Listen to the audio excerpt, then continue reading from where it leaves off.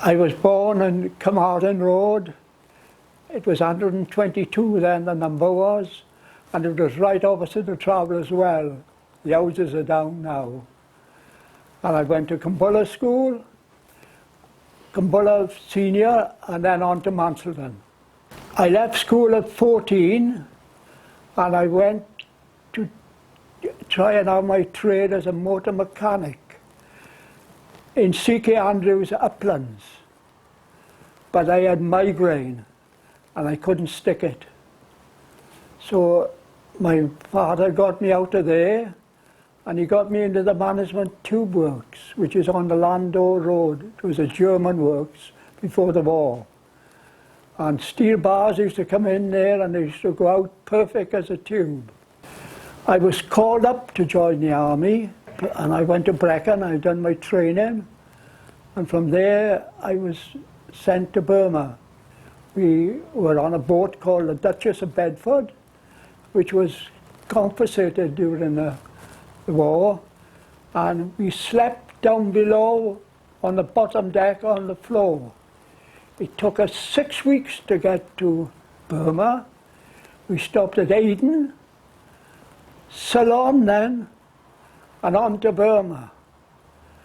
And I will never forget when I got up the following morning, you walked on the deck, it was full of insects.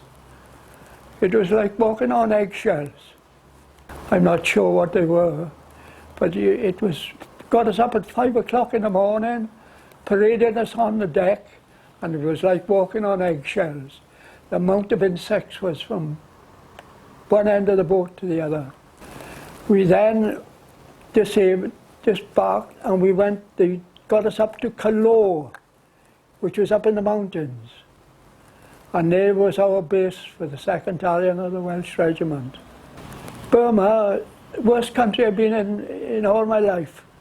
Well, as I say, it had come to the end of the war, and the trains was carrying gold bullion, and it had been getting raided with these dacoits, killing their own people and stealing the money. So the 2nd Battalion of the Welsh Regiment had the job of guarding these trains. They put 13 men on these trains to guard them, and it would take 24 hours. We'd be on for 24 hours, fully armed, Sten guns fully armed, and I'd done this now for about 4 months, and I thought, this is a cushy little job. We could get off the stations, parade with the guns, and pick up coconuts. Everything was getting loaded, we were well away. But this particular morning that I was due to go on to the train guard, I went down with malaria. And they rushed me down to Rangoon, and then 6 weeks after, they got me better and I got back to the camp. But when I got back to the camp was empty. There was only a skeleton crew there.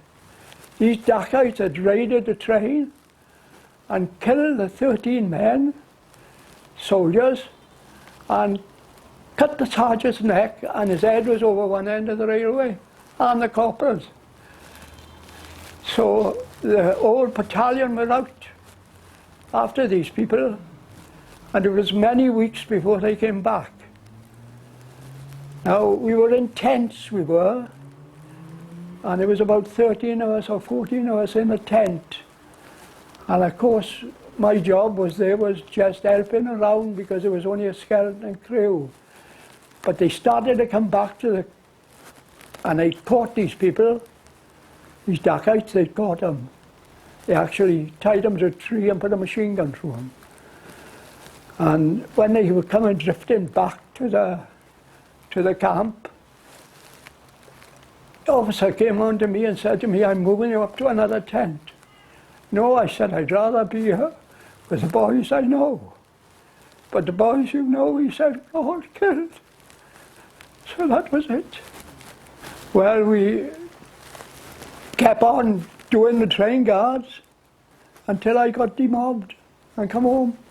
The time that I should have been involved with them I went down with malaria and rushed down to Rangoon. And I was 6 weeks or 8 weeks down there. And I say when I came back, the camp was empty. It had been, all the boys had gone after them. I woke up that morning about 2 o'clock and I was shivering like anything. And by 5 o'clock it was running off me like a tap. And the boys could see what was wrong straight away. They called the MO. And I was rushed down to Rangoon. I think it was a drug out, a new drug had come out or something at the time. I forget what it was. But I was very fortunate. I haven't had any a lot of people don't get away with it. I haven't had a recurrence of it since. Of course, the boys, we were issued with Mepiquins tablets to stop this, but a lot of the boys only took so many of them because after I was out there 3 years, after a certain time it'd go yellow. All your skin would go yellow.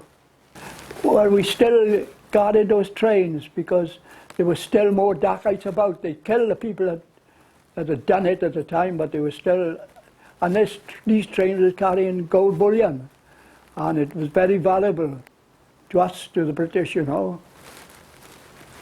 We went from Colour to Maymio to Tazi and then on to Mandalay. My group number was up and they brought us home. The time I got back to the UK, I was demobbed. I wasn't in there about 6 weeks, I think, and I was demobbed. Sports quota and greys. It's a job to find the adjustment, but I did find it.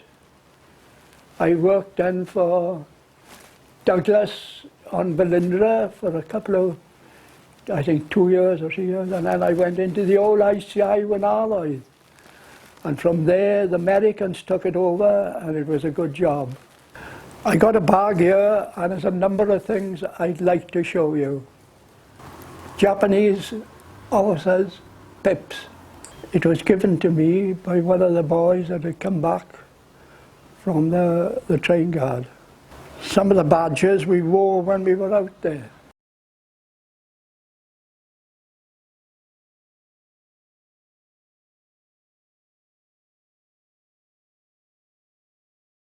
And there's another one here too somewhere. I think it's the same type. AB64, my paybook.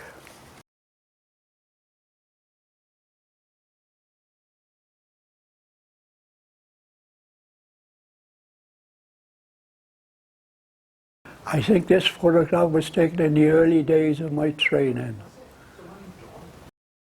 This is one of the knives I had issued to me in Burma. It was in close quarters. You know, these people would get into the train and you'd be in close quarters with people. I was very fortunate to have out of it in the end because they were recollecting them. Now and again they would issue us a book to keep us happy and all about different about Burma. A lot. I'd like to say that I'm thankful to the forces because I had migraine when I was out there, before I went out there. My mother tried everything to get rid of it, but she couldn't get rid of it. We tried everything. But when I went out to that warm country, it took it out of me.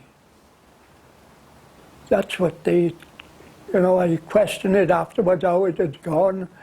You'd been in such a warm country for 3 years that the migraine had lifted out of me.